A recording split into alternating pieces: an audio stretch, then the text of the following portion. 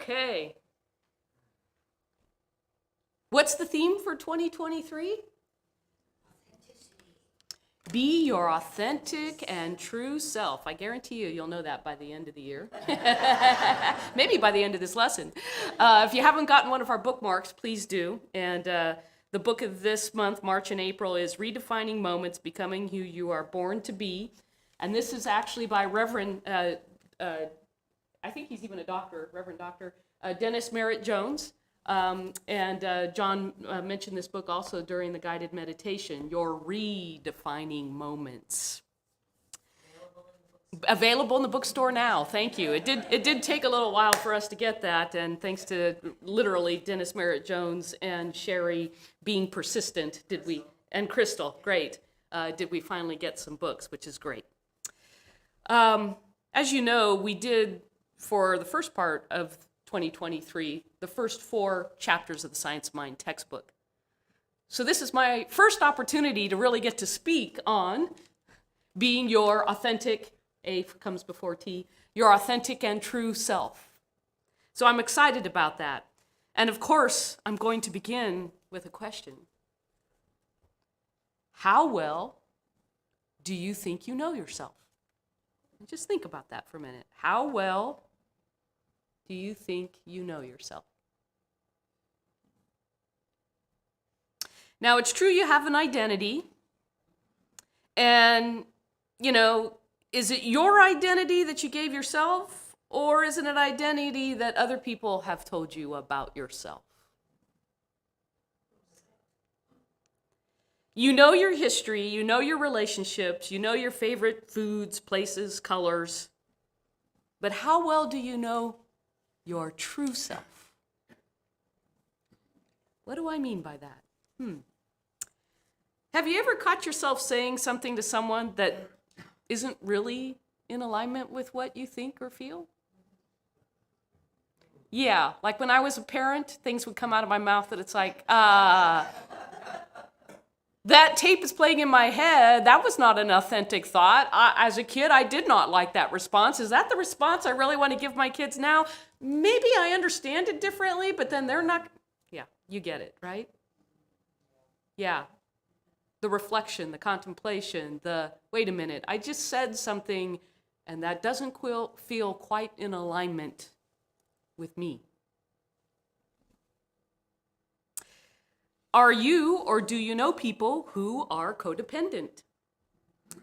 I actually found this center by going to a 12-step program called Grandchildren of Alcoholics. Now, my mom will not say that her father was an alcoholic because he didn't drink all the time. But when he did drink, it was not good. So, of course, I inherited the traits of not really knowing or being able to label my feelings. There's happy, sad, and mad. What else is there? I mean, literally in my 20s and 30s, I actually had the poster of all the little smiley faces that are like frustrated, angry, and all the other emotions so that I could build my vocabulary about what am I feeling. Are you one of those people who read people in the room and become a chameleon based on what's happening in the environment in order to be accepted? Are you being your authentic and true self when that happens? Because many of us, let's face it, still have our parents or guardians in our head, even though we adulted many years ago. Now, of course, the tapes may continue to play in our subconscious mind. Our subconscious mind still has weeds in it from when we were younger and weren't the authority. But now you are the authority of yourself. And while those tapes may play in your head, have you realigned those tapes to who you truly are? Do you feel pressure to follow stereotypes or social media trends? Now, I can say that I am very compassionate for transgender youth these days, because as you see in other states, you cannot be your true authentic self. You will be binary. Who's to say that they who's the authority to define who I am? I am the authority to define who I am.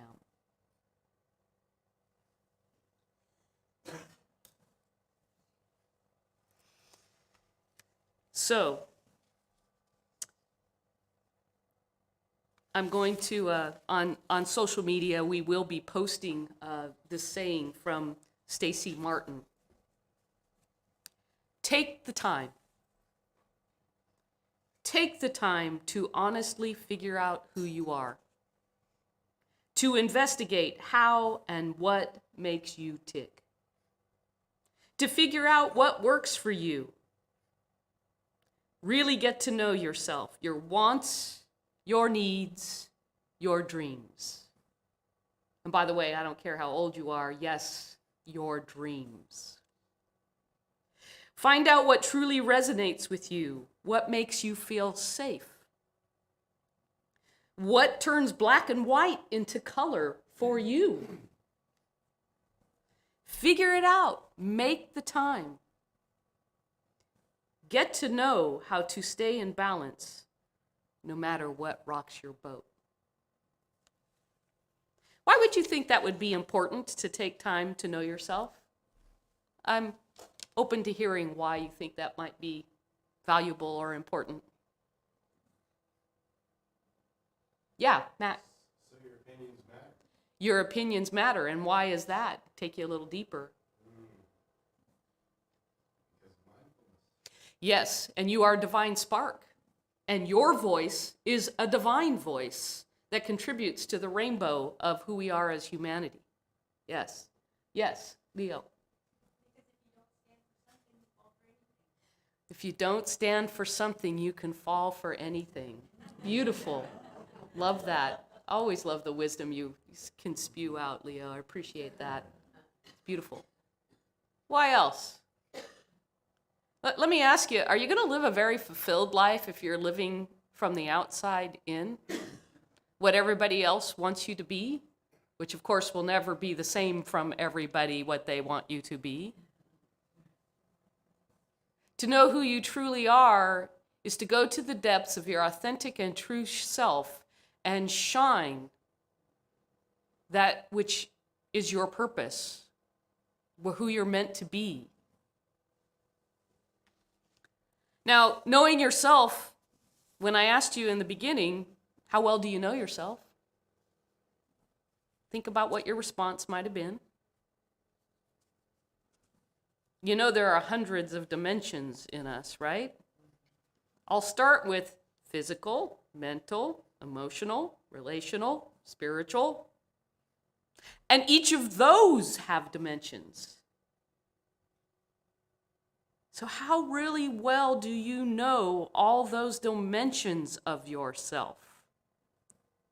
There's endless things to get to know about yourself. How often are we paying attention and being aware of all those dimensions? For example, if you do a mindfulness practice, you know that physically we could do a mindfulness on what are we hearing? What are we seeing? What are we feeling? What are we smelling? What are we intuiting? Of course, that's a cross between maybe spiritual and physical, but what do you feel in your gut?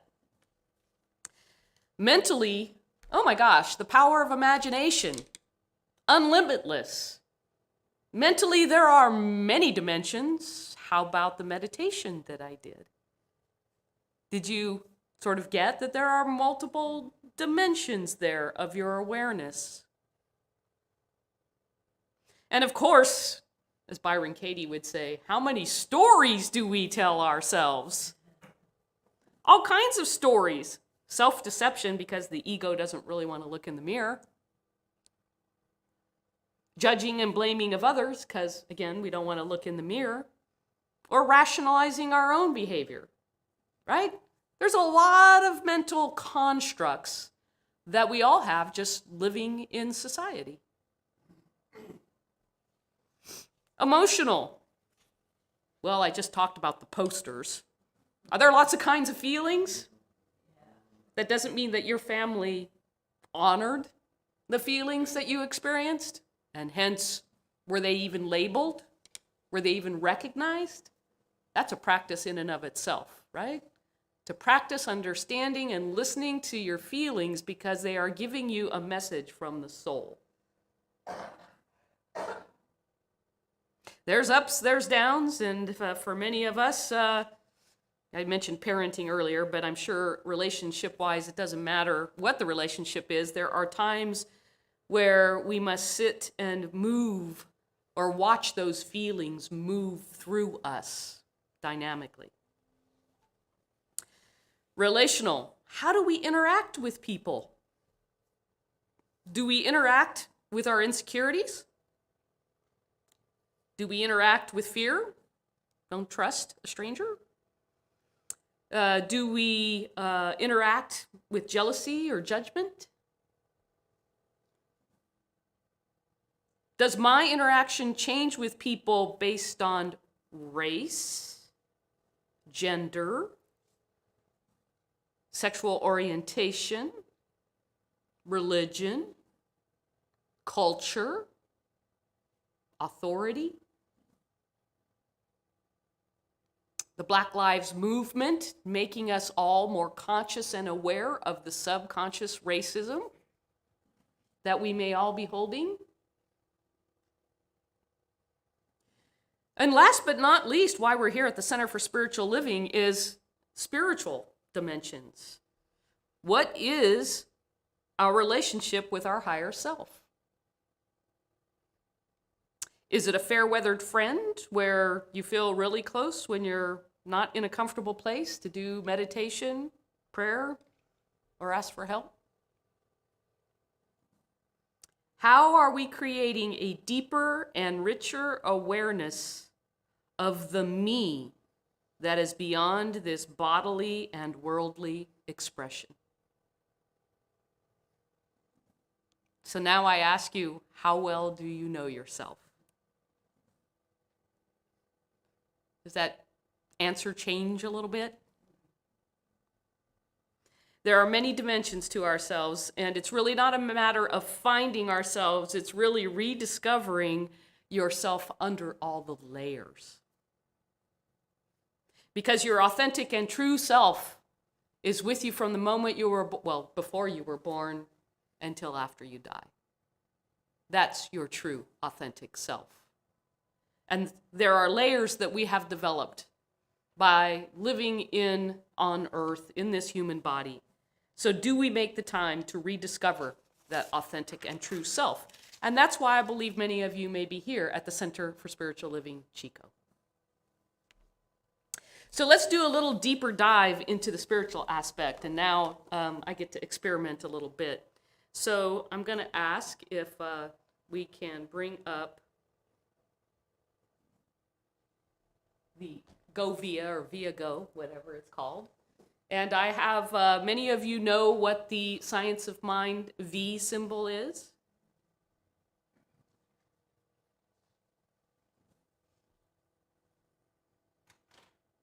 Okay, going to try out a few things here. So I'm going to start at the bottom. What's at the bottom of the V symbol? What does that symbolize for Science of Mind? I've got practitioners in the room.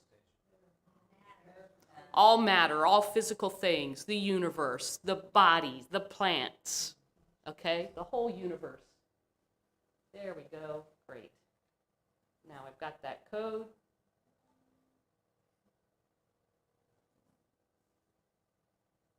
See if it now mirrors.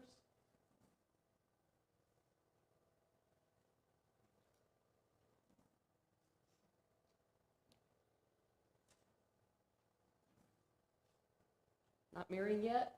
You need me to re-enter that? Okay, we'll see if it works. If not, we'll go from here. Of course, there's always a plan B. At least that's what I always tell faculty. Let's try it one more time, because I know this morning it took 2 times and then it went.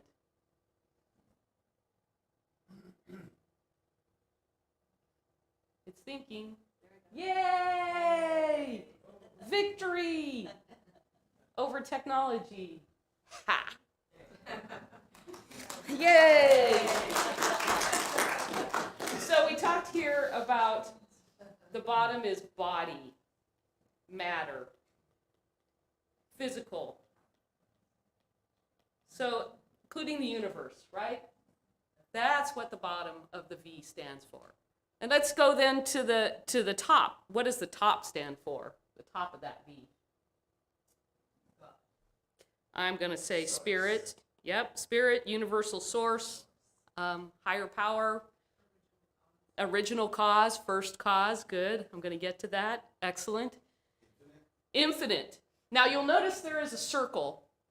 That circle is not meant to be limiting. That circle is to remind us there's no beginning and no ending. In some sense, and maybe I can even do this, you might say, well, if that's going to make you feel like it's not infinite, then we'll just erase the top of that circle so that we know that it goes to many other places. It is infinite and unlimited. Okay? And what this diagram is trying to tell us is, so how does spirit become physical? And that's what this middle area is for. Let's do purple.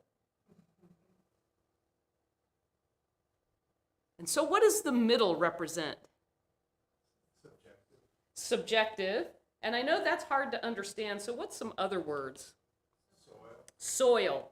In other words, when I plant a seed into the soil has the intelligence and follows laws, in this case physical laws, spiritual laws too, in order to produce the plant.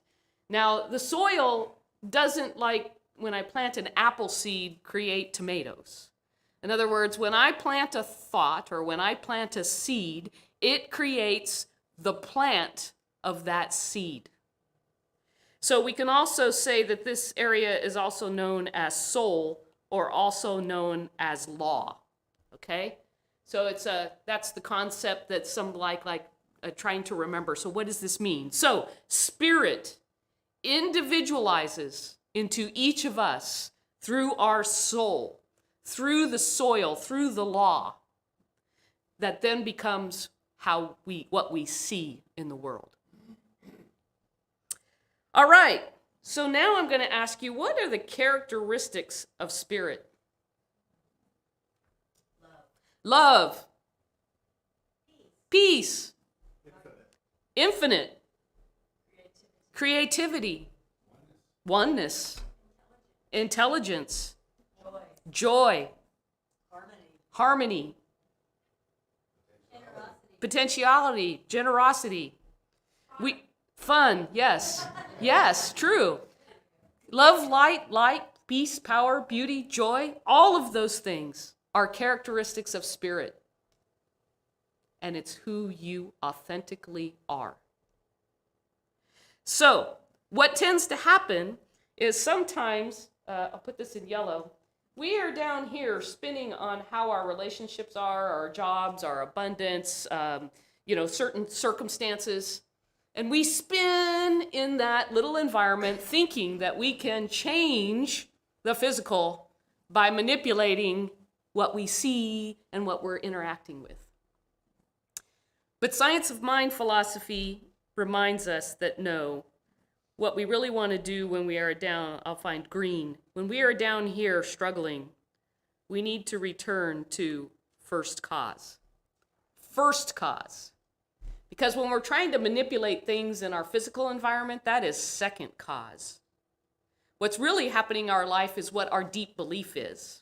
And I'm not just saying positive thinking in that, if I just use words, it'll happen. You may need to do that to get yourself into a belief where that belief has power in it.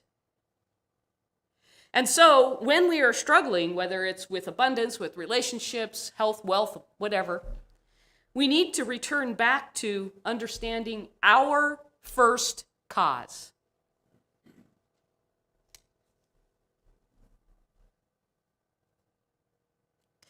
There is a saying in the Bible, seek ye first the kingdom of God, and all things shall be added unto you. For science of mind, that means going back to first cause, remembering what spirit is, limitless, infinite, love, pure, unadulterated, unconditional love. Remembering who spirit is and that you are one with spirit and therefore you are that. Which leads to I am. that I am. So, when I became a practitioner, you have to create a project. And this was my project. And I actually sold this at the Centers for Spiritual Living conference for a couple years. It looked really nice in a black frame with a black, matting. So I am love, I am light, I am open, I am peace, I am power, I am healthy, I am empowered, I am compassionate, I am worthy, I am giving, I am blessed, I am shining, I am healing. What does that feel like to you? Feels good. Feels good because that is the true, authentic self. If I could find a graphic designer, I would like to change the background a little bit, but of course the bottom is, yes, I am divine. And I actually found 1 or 2 extra spare copies, and I'm going to work with Crystal to see if we can make a few extra copies. But let's start with the I. I. Who is the I? The self with a capital S. Because the self with the capital S is the unlimited that comes into physical form, meaning there's more beyond the physical form. That's why it's called metaphysics, beyond the physical. There is more than what's beyond the physical. And so who is the I? That oneness, that universal source, that universal loving spirit. I am declares the existence of. The consciousness that I am aware of I. I am aware of I. I am that. A declaration. Because I'm that and that and that and that and that and that and everything you see, I am that because we are one. Did COVID not teach us that? One breath all the way around the world. I know that many of you know that scientists will say, yes, butterfly flapping its wings changes the wind in the other side of the world. It's mathematically proven. We are one.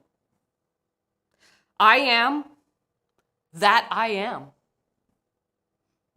I am that I am.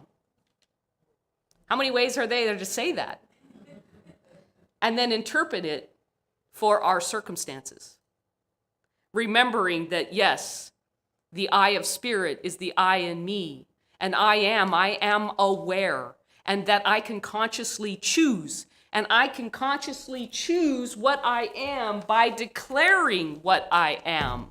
And when I use this powerfully on a daily basis, I discover that I may see things differently, feel things differently, experience things differently, because I've returned to my true, authentic self. Mac McEwen was my teacher originally in Science of Mind, Reverend Dr. Carolyn's first husband. And he studied Aramaic translation of Jesus's words. So Jesus spoke Aramaic. And in Aramaic, there are no grammatical tenses. In other words, there's not future tense, current, present tense, past tense. And scholars continue to debate on translations today. But Mac McEwen came up with the I am, I was, and I will be the power to be eternally I. I'll say it again. I am, I was, I will be the power to be eternally I.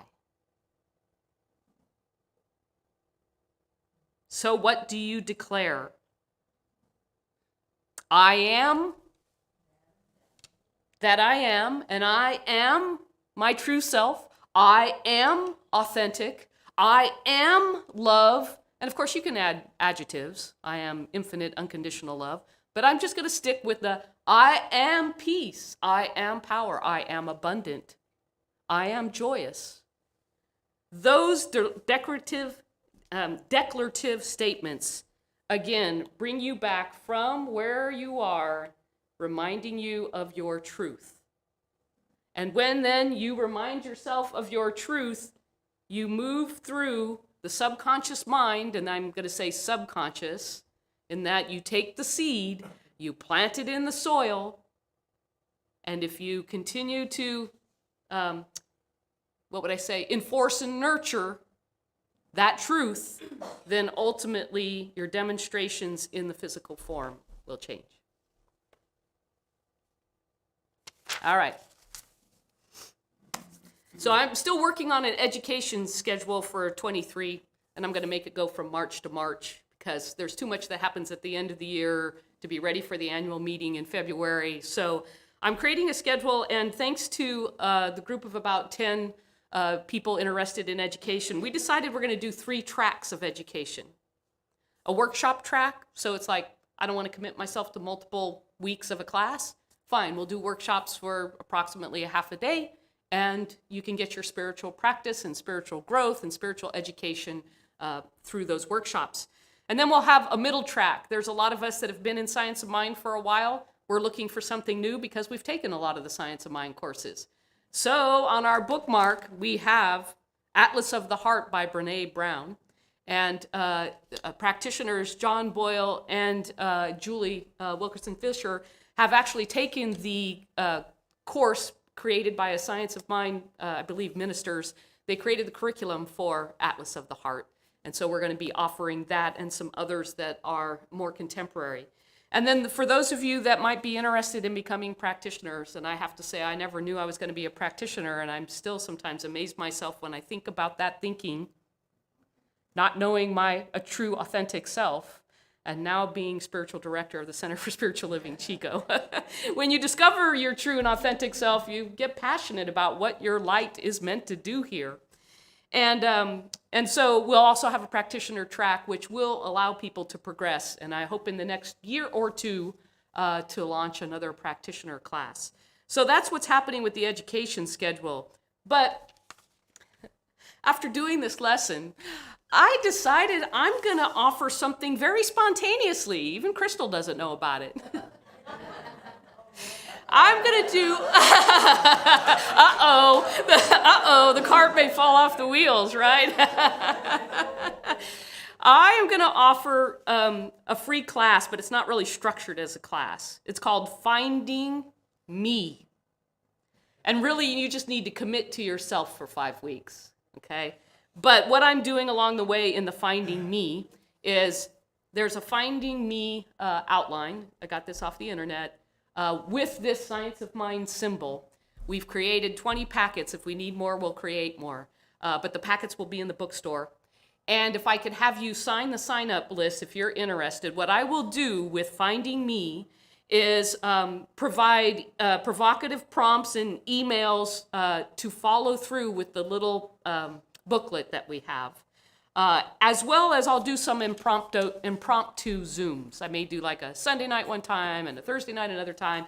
You don't have to be there. It's just meant to help stir up conversation if you'd like to reflect and contemplate together with others who are also doing the Finding Me.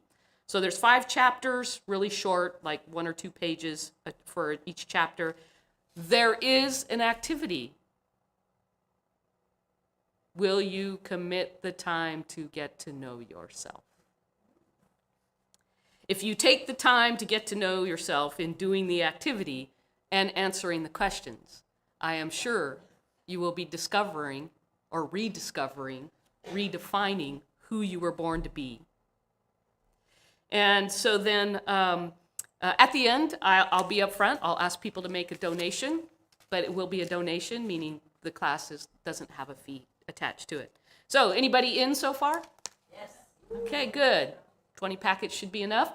If you're online, just send me, Rev Kathy, REVKATHY, at cslchico.org, an email that says Finding Me, and I'll send you the ebook electronically.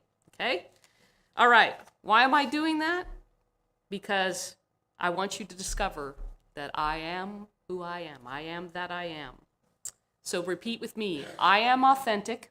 I am authentic. I am my true self. And therefore I say, Namaste.